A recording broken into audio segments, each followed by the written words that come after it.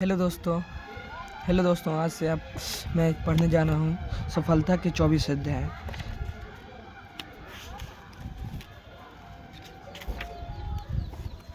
आज मैं सफलता के 24 अध्याय में से एक अध्याय आप लोगों के सामने पढ़ूंगा और मैं अपने किए गए अनुभवों को आप तक शेयर करने जा रहा हूँ। सबसे पहला अध्याय मैं आपसे पढ़ने जा रहा हूँ, नशा करो। वो चैप्टर नंबर है 17, 223 और 223 से लेकर 234 तक।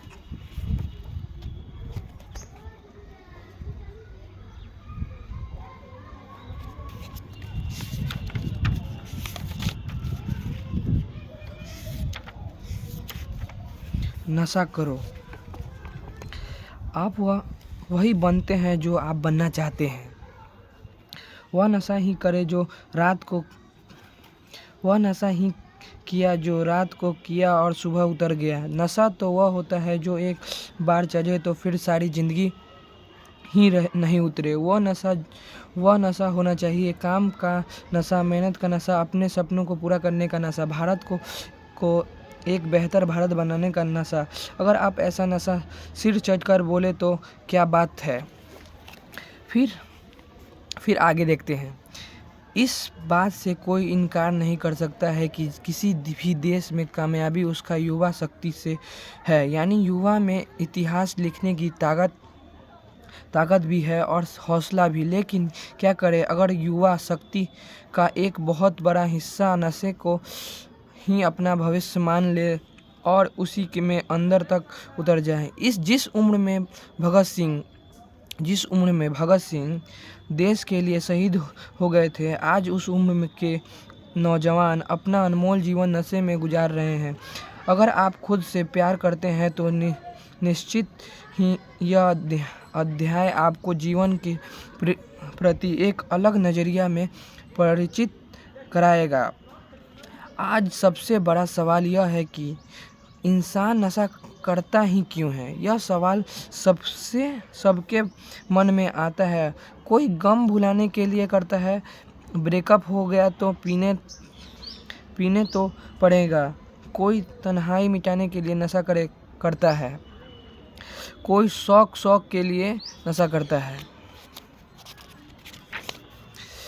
मज़े के लिए नशा करता है। और शुरुआत तो ऐसे ही होती है कि तुझे हमारी दोस्ती की कसम एक पैक ले ले, एक से क्या फ़र्क पड़ता है। देखिए दोस्तों, जिस उम्र में हम लोग हैं, इस उम्र में जब भगत सिंह थे, उस समय वो देश के लिए समर्पित इतना थे कि वह जिस उम्र में 23 साल की उम्र में वह इस देश के लिए न्यौछावर हो चुके हैं। आगे देखते हैं। दोस्ती के लिए एक पैग नहीं ले सकता, लेकिन जब नशे के साथ लत सब जुड़ जाता है तो मामला और ख़तरनाक हो जाता है। उस इंसान के लिए भी जो नशा कर रहा है और उस समाज के लिए भी जो जिसके अंदर रहकर नशा किया जा रहा है। आप जानते ही हैं कि अधिकांश दुर्घटना का कारण नशे में ड्राइवर करना होता है। नशे की लत में मर्डर तक हो जाता है और यहाँ तक कि किसी का रेप कर देना नशे का सबसे घिनौना चेहरा है। गांधी जी कहा करते थे कि शराब हमारी आत्मा का नाश करती है, लेकिन गांधी जी को अब ये कौन समझाए कि सरकारों को बहुत बड़ा राजस्व सरकार शराब की बिक्री से ही आता है। जैसे गांधी जी जब अपने उम्र में थे, उस समय वह इस सब जब वह बहुत बड़े महान नेता बने, वह इस चीज़ का विरोध करते थे कि हमारे देश का युवा कभी भी शराब ना पिए और इसे पीने से पूरे युवा जो भारत का भविष्य है वह इस भविष्य को बिगाड़ सकता है। इसीलिए वह सरकार को भी कहते हैं कि नशाबंदी करें। आगे देखते हैं। यह बेहद दुखद है कि गांधी जी के इस देश में दिल्ली के एयरपोर्ट के टर्मिनल 3 पर बाहर निकलते समय सबसे पहले जो दुकान आपका स्वागत करती है वे शराब की हैं। उन पर ऑफर चल रहे हैं तो कि 4 बोतल के साथ स्कॉच फ्री, यानी आप देश से बाहर जा रहे हो तो शराब लेकर जाओ और देश में वापस आ रहे हैं तो शराब लेकर घर वापस आओ। ड्यूटी फ्री का कॉन्सेप्ट माल बेचने का सबसे बड़ा तरीका है। भारत में शराब का खपत कहाँ कहाँ होता है, ये इसमें लिखा हुआ है।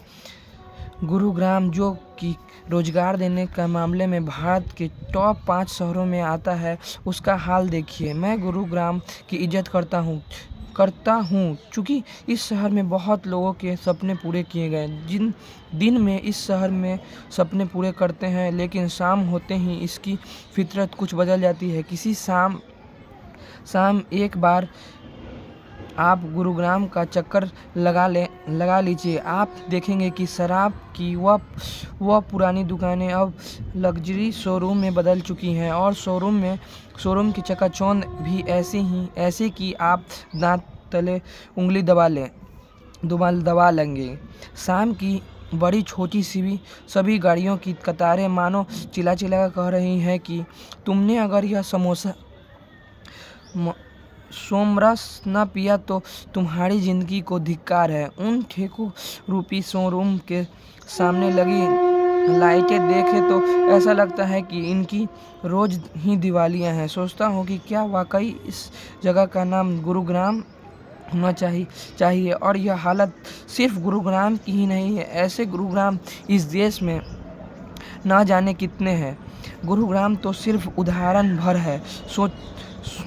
समूचा पंजाब, मुंबई, दिल्ली जैसे शहरों नशे का हमें माने जाते हैं। कितने हैरान करने वाली बात यह है कि कई ठेके सरकार के ही और दूसरी तरफ सरकार नशा मुक्ति केंद्र चलाती है। भारत में सिर्फ वर्ष 2005 में प्रति व्यक्ति शराब खपत 1.13 लीटर थी, जो 2022 में बढ़कर 3 लीटर हो गई है। इसके बाद 2023 में से 5% दर्ज हुई है। कहने को एक गरीब देश में हमें कोई 600 करोड़ लीटर पी जाती है। मतलब जो 2005 में जो 1.25 लीटर का सब लोग पीते थे, वह 2022 में 3 लीटर लोग पीने लगे एक व्यक्ति। और 2022 से लेकर 23 तक 5% दर्ज बढ़ चुकी है। लगभग एक साल में 600 करोड़ लीटर शराब इस भारत में पिया जाता है।